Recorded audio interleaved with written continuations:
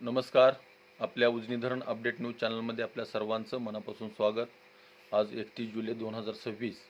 आज सकाळची उजनी धरणाची काय स्थिती आहे, दौंडच्या विसर्गामध्ये किती घट किंवा वाढ झालेली आहे, त्याचबरोबर भीमा नदीमध्ये सध्याला किती विसर्ग चालू आहे, वीरमधून नीरा नदीमध्ये काय पाणी स्थिती आहे, त्याचबरोबर वरच्या धरणाची काय स्थिती आहे याची आपण सविस्तर माहिती घेणार आहोत.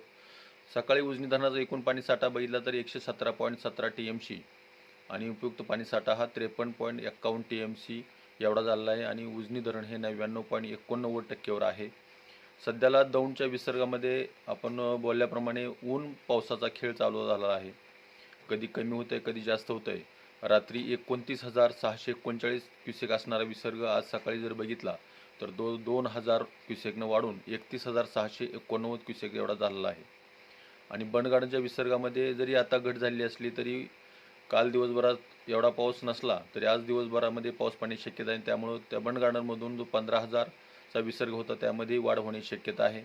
वीर धरणातून सध्याला नीरा नदीमध्ये पाणी सोडणं कालपासून बंद केलं होतं, पण आज पावसाचा जोर वाढला तर आणखी पुन्हा एकदा पाणी चालू होऊ शकतं.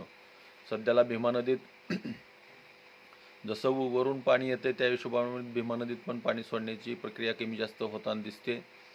काल नदीमध्ये 30,000 क्युसेकचा विसर्ग होता, त्यामध्ये रात्री 5 वाजता वाढ करून तो 40,000 करण्यात आला आणि परत सकाळी 6:30 वाजता 50,000 क्युसेक विसर्ग करण्यात आला आहे.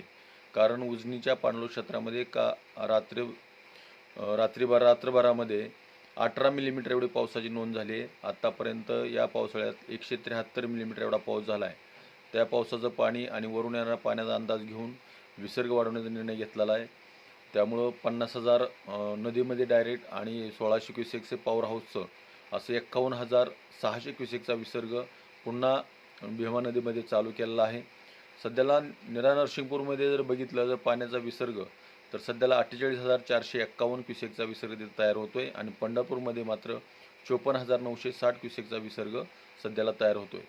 वरील 13 धरणातून काल 6 वाजेपर्यंत जवळपास 34,779 क्युसेकचा विसर्ग चालू होता. कारण काल दिवसभरामध्ये कसलाही एवढा जास्त प्रमाणात पाऊस नसल्यामुळं विसर्ग कमी करण्यात आला होता. कदाचित रात्रीत जर पाऊस वाढला असेल तर आणि त्या विसर्गामध्ये वाढ होऊ शकते. कदाचित 9 वाजेपर्यंत आपल्याला ही सगळं रिपोर्ट कळेल. त्यावेळेस आपण जर वाढ झालेली असेल तर आपण अपडेट देणार आहोतच. तर सध्या इथून पुढच्या 2 महिन्याच्या काळामध्ये उजनी धरणातून येणाऱ्या पाण्याचा आणि उजनी धरणातून सोडणाऱ्या पाण्याचा सतत ऊन सावल्याचा खेळ चालू राहणार आहे. पाणी वाढलं की पाणी वाढवावं लागणार आहे, पाणी कमी झाले की पाणी कमी करावं लागणार आहे. त्यामुळं लक्ष देणं गरजेचं आहे, सतर्क राहणं गरजेचं आहे. तर अशाच उजनीच्या ताज्या घडामोडीसाठी, ताज्या अपडेटसाठी बेंबळेहून सिद्धेश्वर शिंदे. धन्यवाद.